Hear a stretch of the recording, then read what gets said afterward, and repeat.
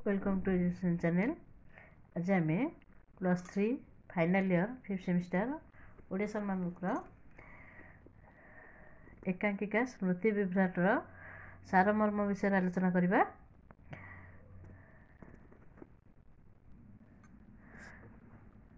लेखक होउछन्ते प्राणबंधुकर। एकांकिकार आरंभ में संध्या समय दृश्य को वर्णना करा जायछि। गोटे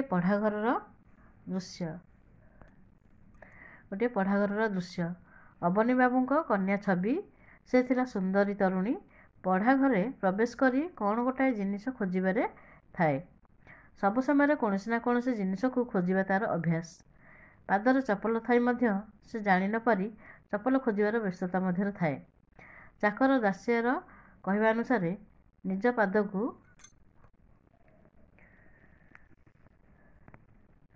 पाद को देखी हसी दे छवि चली जाइछि।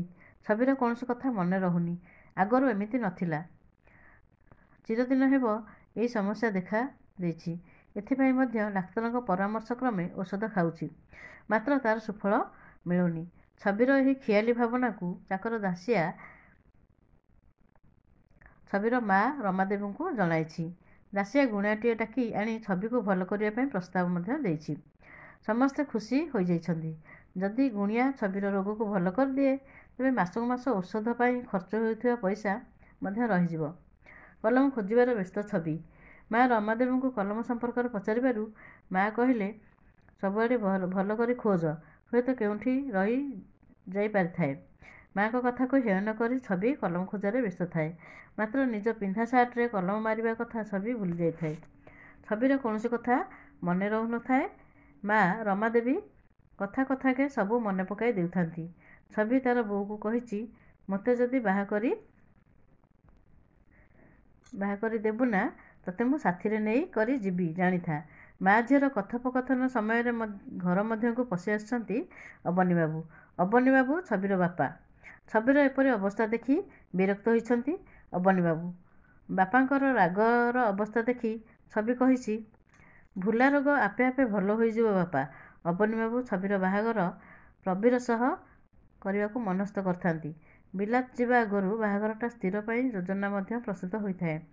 मात्र ए अवस्था प्रवीर जदि देखे छविर मुंड दोष अच्छी ताहले बाहागर भांगीजिवो। यही प्रसंग ही अबनी बाबूंकर मुंड व्यथार कारण साजिथाए। छवि मना करी देइछि बाहा हेबाकू। से चाकरी करी वृद्ध अवस्था बापांकर भरण पोषण करियो बोली मध्य कहिछि।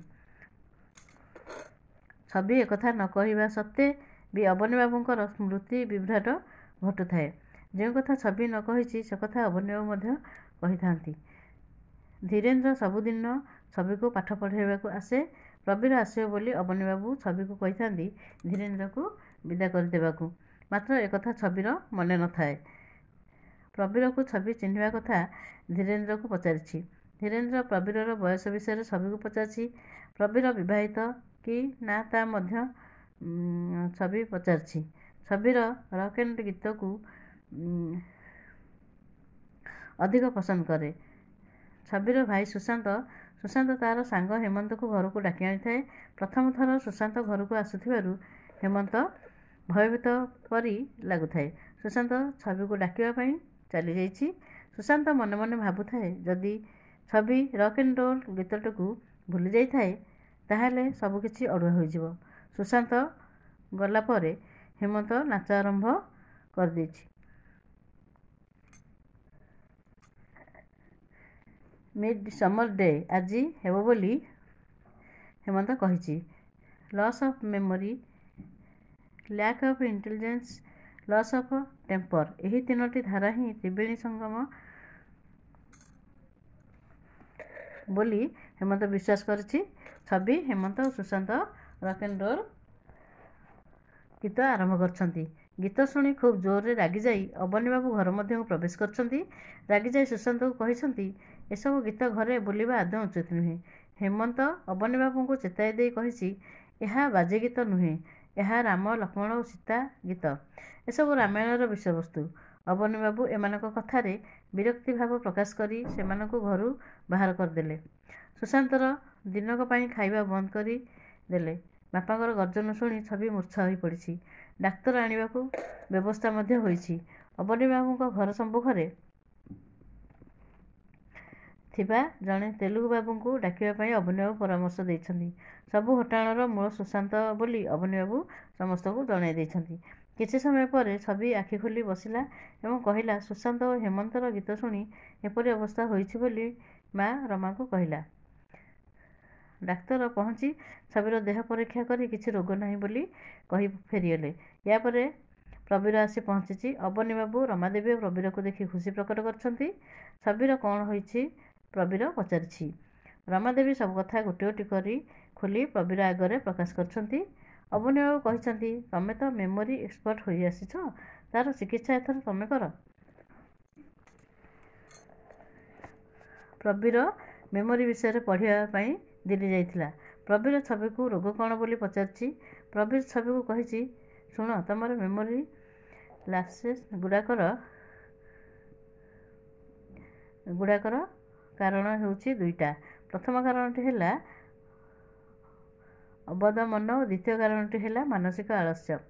ବିଲାତରୁ ଫେରୁ ଫେରୁ ଏପରି ଏକ ପେସେଣ୍ଟ ପାଇ ପ୍ରବୀର ନିଜକୁ ଭାଗ୍ୟବାନ ବୋଲି ମନେ କରିଛି।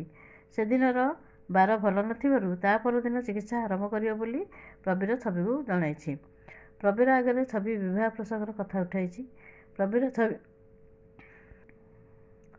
ପ୍ରବୀର ଛବି ମୁହଁରୁ ବିବାହ ପ୍ରସ୍ତାବ ଶୁଣି ସମ୍ମତି ପ୍ରକାଶ କରିଛି। ପ୍ରବୀର ମନେ ମନେ ଭାବିଛି, ତାର ପ୍ରଥମ ପେସେଣ୍ଟ ହୋଇ ଛବି ଅର୍ଥାତ୍ ତାର ସ୍ତ୍ରୀ। ପ୍ରବୀର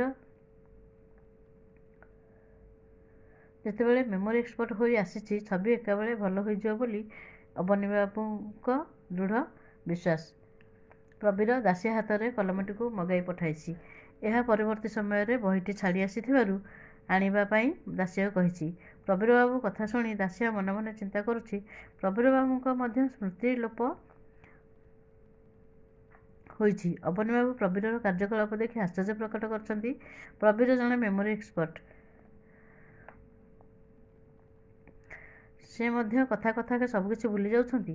ଦାସିଆ ଏବଂ ଅବନୀବାବୁଙ୍କର ପ୍ରବୀର ପ୍ରତି ଏକ ପ୍ରକାର ସନ୍ଦେହ ସୃଷ୍ଟି ହୋଇଛି।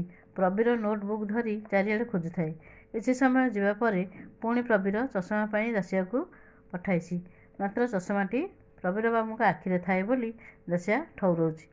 ପ୍ରବୀରବାବୁଙ୍କ ଅବସ୍ଥା ଦେଖି ଦାସିଆ କହିଛି, ଆରେ ପ୍ରବୀରବାବୁ, ଚକ୍ଷୁଟା ପରା ତୁମ ମୁହଁରେ ରହିଛି, ଆଉ ଏମିତି ଗୁଡ଼ାଏ ଭୋଳା ମଣିଷ ଭଳିଆ କ'ଣ ହେଉଛ ନା? ପରିଶେଷରେ ପ୍ରବୀରବାବୁ ଏତାଦୃଶ କାର୍ଯ୍ୟକଳାପକୁ ଦେଖି ଭାଙ୍ଗି ପଡ଼ିଛନ୍ତି। ପ୍ରବୀରବାବୁଙ୍କ ଅବସ୍ଥା ସମ୍ପର୍କରେ ଅବନୀବାବୁ ପଚାରନ୍ତେ, ଏମିତି ଆଗରୁ ହୁଏ ବୋଲି ପ୍ରବୀର ଉତ୍ତର ଦେଇଛି। ବିଲାତରୁ ମେମୋରି ଏକ୍ସପର୍ଟ ହୋଇ ଆସିଲେ ମଧ୍ୟ ପ୍ରବୀରର ଏ ଅବସ୍ଥା। ଛବିକୁ ପ୍ରବୀର ସହ ବିବାହ ନ କରାଇବା ପାଇଁ ମନସ୍ଥ କରିଛନ୍ତି ଅବନୀବାବୁ। ଅବନୀବାବୁଙ୍କ କଥା ଡ୍ରେସିଂ ରୁମ୍ରେ ଛିଡ଼ା ହୋଇ ପ୍ରବୀର ଶୁଣୁଥିଲେ। ପ୍ରବୀରର ଏପରି ଲସ୍ ଅଫ୍ ମେମୋରିକୁ ଛବି ପସନ୍ଦ କରିନାହିଁ। ସେ କହିଛି, ଏସବୁ ବାଜେ କଥା। ଆପଣଙ୍କର ଆଦୌ ଲସ୍ ଅଫ୍ ମେମୋରି ହୋଇନାହିଁ। ଏସବୁ ସାମାନ୍ୟ ସାମାନ୍ୟ କଥାଗୁଡ଼ାକ ଭୁଲିଯିବା ଅନ୍ୟମନସ୍କତା ଛଡ଼ା ଅନ୍ୟ କିଛି ନୁହେଁ। ଯଦି ମନ ପ୍ରିଅକ୍ୟୁପାଏଡ୍ ଥାଏ, ତାହେଲେ ଏପରି ଅବସ୍ଥା ଦେଖାଯାଇଥାଏ। ପ୍ରବୀର ଓ ଛବିର ଲସ୍ ଅଫ୍ ମେମୋରି ହୋଇନାହିଁ, ମାତ୍ର ସ୍ମୃତି ବିଭ୍ରାଟ ଦେଖାଦେଇଛି।